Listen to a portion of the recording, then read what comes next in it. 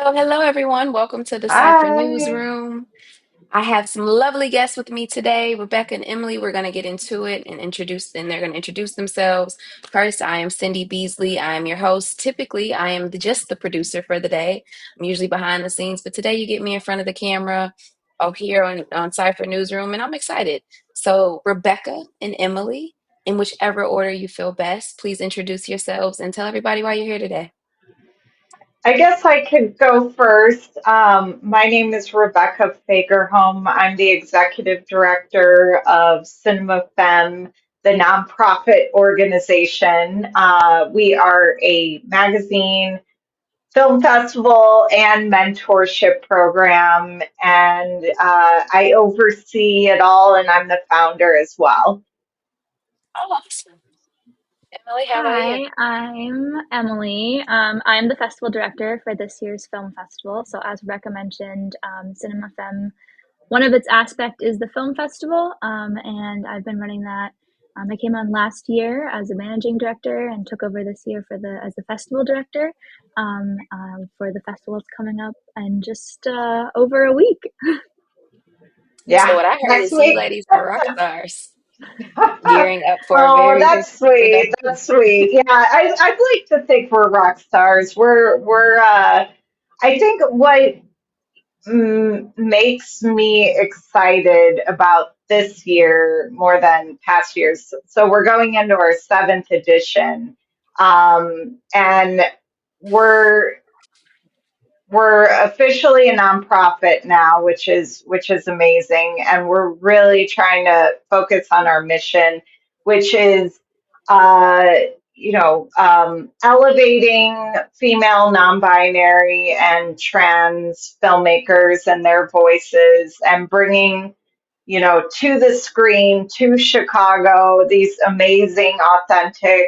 and independent, authentic films. And I'm just so excited. Emily has done an amazing job with the programming this year, and she can go more in depth to it. But there's this new energy. I think maybe because we have a team and it's not me just running the whole thing this time. And I'm so excited to share the Cinema Femme love with Chicago at the Music Box, which is my favorite theater.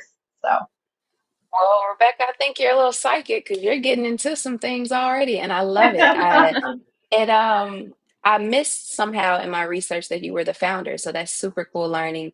And I appreciate exactly where it has grown to today and everything you just laid out. But take me back just a pinch and tell me what made you want to found this organization and really highlight and create this avenue. I think we all know that Hollywood, the film industry, media is hmm very male dominated, but it's yeah. also so many other things that lacks resources naturally for certain kinds of people, and you highlighted hmm some of that. So what was your driving force? What made you want to make these things more visible? Yeah, I always like to start with how I was a film lover to begin with. Okay. And in 2011, I started a film discussion meetup group in Chicago that started with 20 people. And then in 3 years, it grew to over 7,000 members. And I mean, it's a meetup group, so anyone could join, so it's easy for it to grow. But the fact that was such a large film loving community where people just love talking about film and geeking out was really exciting. And in that community, I met a lot of amazing women, non-binary people, queer people, people of color, and talking about films in such a way that I did not see represented in mainstream media. So I had worked at the Chicago Tribune. I work at Chicago Lawyer magazine. So I was really familiar with the medium of print and digital magazines. So in 2018, I started Cinema Femme magazine as a digital print magazine, and hired on writers, women of color, queer people that could write about film, just film essays. And I got illustrators involved, and it was a beautiful thing. I was interested in doing interviews with seasoned people in the industry, particularly women, non-binary, and trans people in film. And so that was a major part of the magazine. When we started putting out our monthly issues, emerging filmmakers, women, non-binary, and trans filmmakers reached out to me and they were like, we feel seen for the first time because there's a platform that really elevates the work of, not white men in the industry. And so, yeah. And so I was like, I feel like I'm in a really unique position. I have this network of people in the industry who are really making a difference.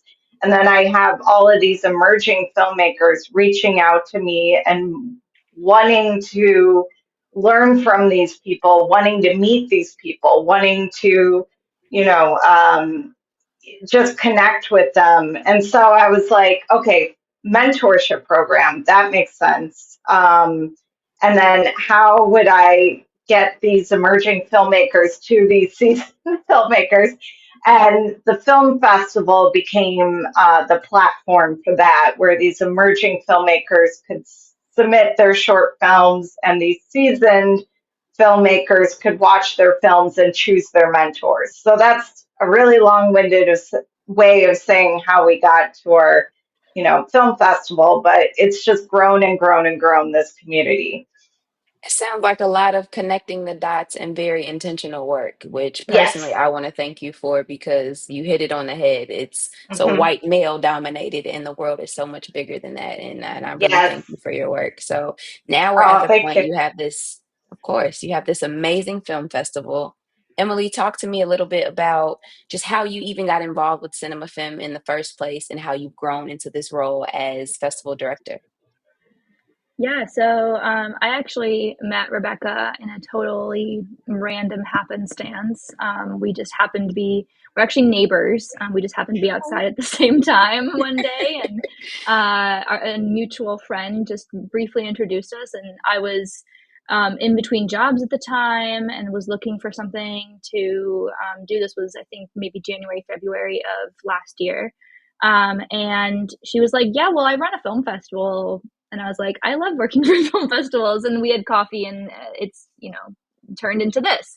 So, I was able to join on last year. We were kind of this a ragtag group, and by group I mean mostly Rebecca and myself, planning everything and going through, like handling everything from selection all the way down to running all of the screenings and Q&As, and then now with this explosion of Cinema Femme into all of these different sectors and to this giant team. She asked me to come back on this year, and I was like, of course. So now we've really, like I said, expanded. We have a team of people that manage a lot of different aspects, and we all work really closely together. The festival is a once a year undertaking, but it takes a long time to tee it up and to get it ready, more so than I would have ever imagined, honestly. But it's been amazing to have this team of people who are all, we have this common mission, this common goal, and everyone's so incredibly passionate about it. And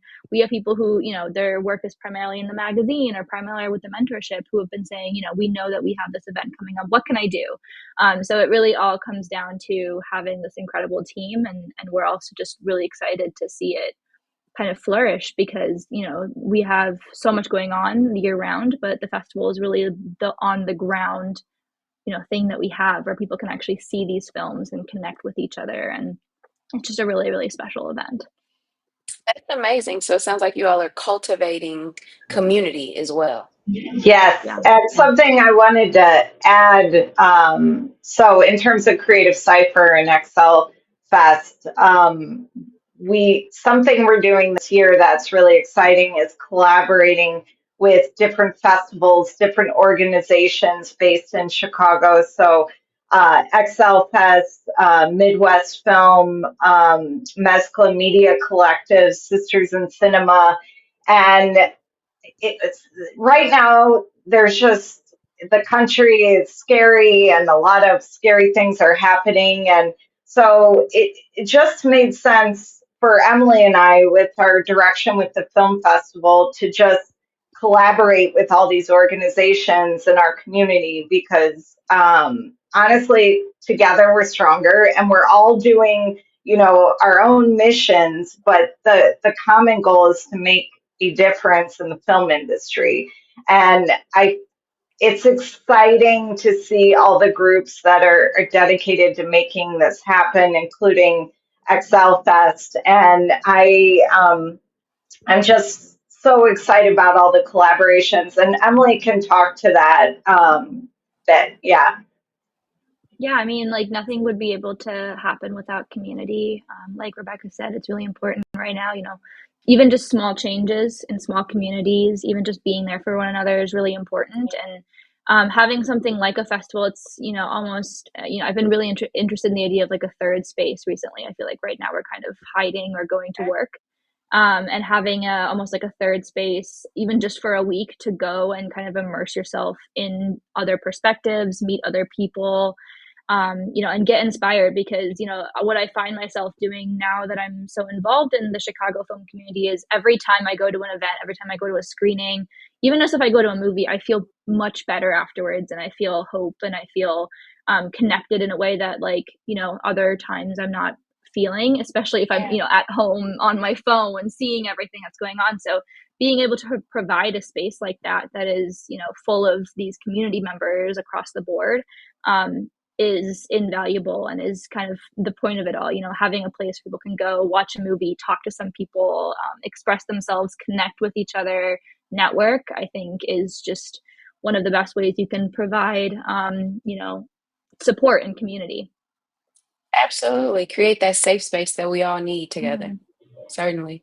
But it's exciting. So, like you all, we're talking about this film festival. It's next week. I'm going to show the people a little bit of information about it first. A quick second, we're going to flash the flyer.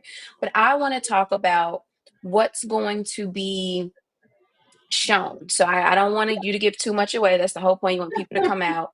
But, Rebecca, maybe we can start with you. Is there a particular film or piece of content that you're really excited that will be featured this year? Yes, I can speak to our opening and closing night because I'm very familiar with all those films. This is our first year where we're going to be in the big theater at the Music Box Theater. So it's 700 something seats versus 75 seats. So we're doing it big for our opening and closing night. Our opening night is Thursday, July 17th, and our closing night is Monday, July 21st. For our opening night, we're going to be having events, but our screenings are our best of best. So this is our sixth year, seventh edition of the film festival, and we've pulled five audience favorites from over the years, and I'm really excited.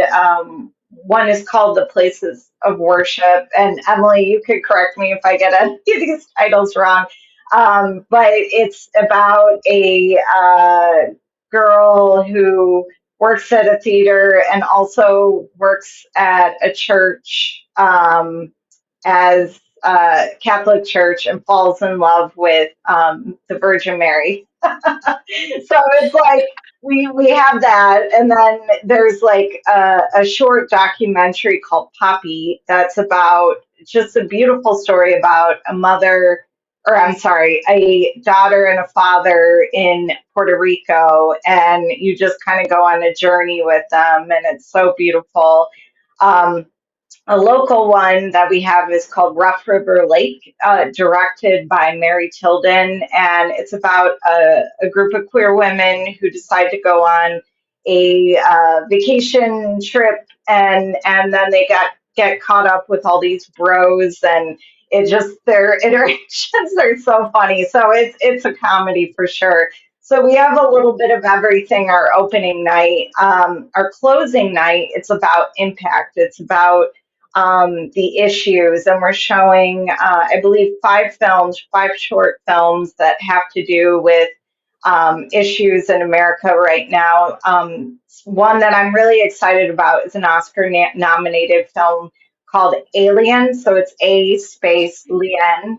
and it's about a family dealing with ICE and being separated. You know, with all that's going on with immigration, it's very timely. And the producer of the film, Tara Sheffer, is going to be coming out for a cute special Q&A. So we're really excited about that. And then we have some Sundance South by favorites that we're going to be screening in that segment. And Emily can speak to anything I might have missed or got wrong in that description. So, No, it It sounded does. What you great. looking Yeah. forward to? Yeah, like Rebecca said, we have an opening night and a closing night, which are really special this year because they're going to be in the large theater at the Music Box, which is 700 seats and just like iconic. So we're really excited to be screening some of those, like Rebecca said, throwbacks, our retrospective of the films that have really made the festival what it is, with filmmakers who've come back year after year and films that are just kind of the bread and butter of what we were doing. And then our closing night being those short films with the big impact. So, you know, those important stories. And then in between, we have our really exciting in competition programs. So we have 3 shorts programs of films that have been submitted that we've selected. We've gone through a programming process. We had a record number this year. We had over 230 submissions, whereas last year we had 75. So, you know, we really expanded. And myself and our 2 senior programmers, Peyton and Emily, watched everything as well as our other programmers, Amber and Ellie. And we, you know, we really had to, we could have done 6, 7 programs with all the incredible films that we got, but we really just got to narrow it down to these 3 programs, all featuring different films from filmmakers from all over the world, filmmakers of all different backgrounds. We have experimental films. We have a couple that lean more on the thriller horror side, some dramas, some unbelievable comedies. And they're all, you know, our format has been to mix everything together. So no matter what program you go to, you get a little bit of everything. And it's just incredible. I mean, the quality of work that we've seen and just the stories that are being told. You know, it's always hard, I feel, to be surprised with media nowadays. You know, I feel like every story has often been told in 800 different ways, but we've been really lucky to get some really special perspectives and some really, really interesting stories from filmmakers all over the world. And we have at least 2 filmmakers per screening actually coming out. So I think one of Oh, them has dope. 2, one of them has 5. We'll have 5 filmmakers there. One will have 4.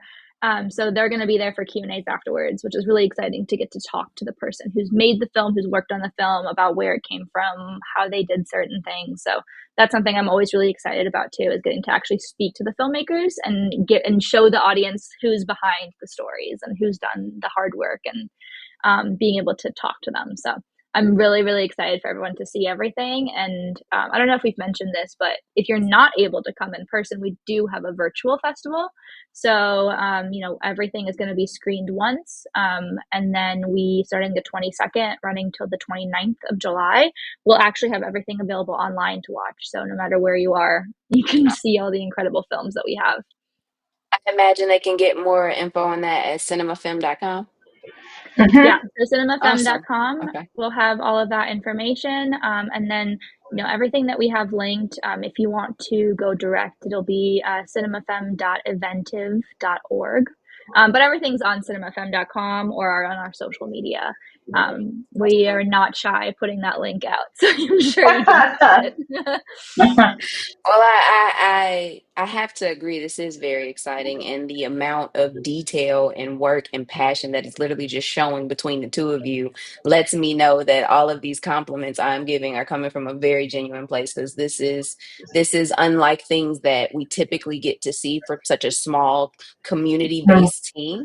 So I'm very excited for you ladies. I'm happy to be a witness to all that is to come.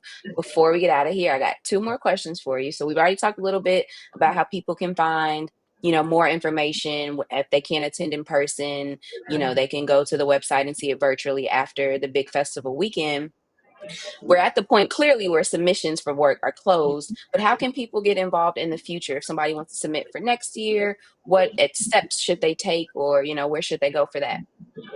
Yeah, so we do all of our submissions through Film Freeway. So we usually This year it was live in early January, so it'll probably be similar. But again, we are really good, I would say, about putting information out on social media. We accept all kinds of short films, anything under 40 minutes, all by must be directed or have the main filmmaker be a female, trans, or non-binary filmmaker. And in that way, we really want to make sure that that kind of that storyteller, that filmmaker is platformed. And then yeah, I mean, other ways to get involved, obviously come to the festival. We also have a really incredible, and Rebecca can talk to this more, membership, where if you want to be a part of what we do and you believe in the mission that we champion, becoming a member, that information is on our website, basically means that you get year-round special, you get a direct line into what we're doing. So whether that's in-person Chicago-based member events with local and non-local, international films or talks or organizations. You get the magazine, a beautiful print magazine sent to you every time we put one out. It's basically, like I said, it's like, you get to be front lines for everything that we do.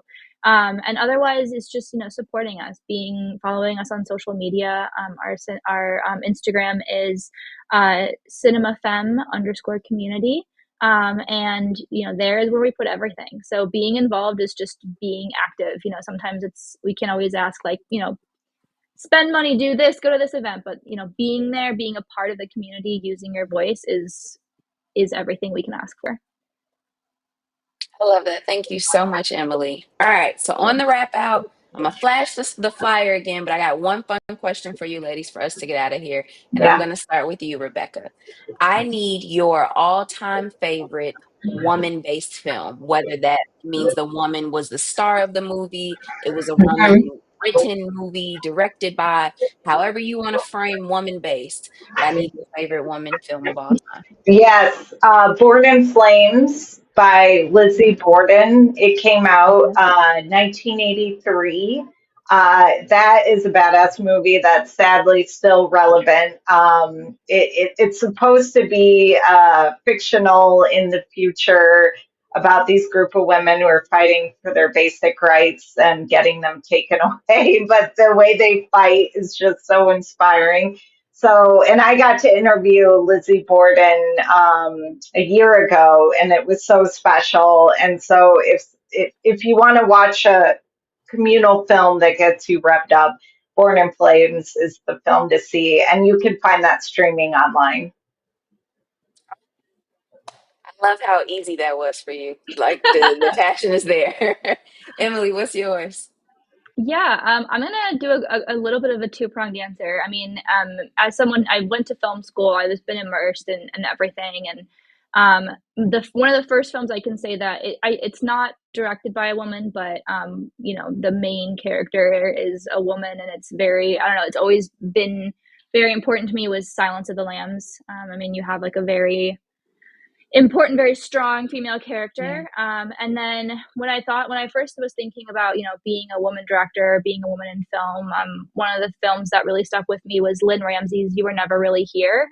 It's kind of the opposite. It was written and directed by a woman, but starring a man. But Lynn Ramsey has been kind of this incredible force in the industry, who's done a lot of genre films and done a lot of films that, you wouldn't necessarily see being directed by a woman and written by a woman in the way that our current world expects it to be. So yeah, those two I think are kind of it for me. Well, you ladies know your stuff. Thank you so much for your time today. Thank you Thank for you so sharing. much.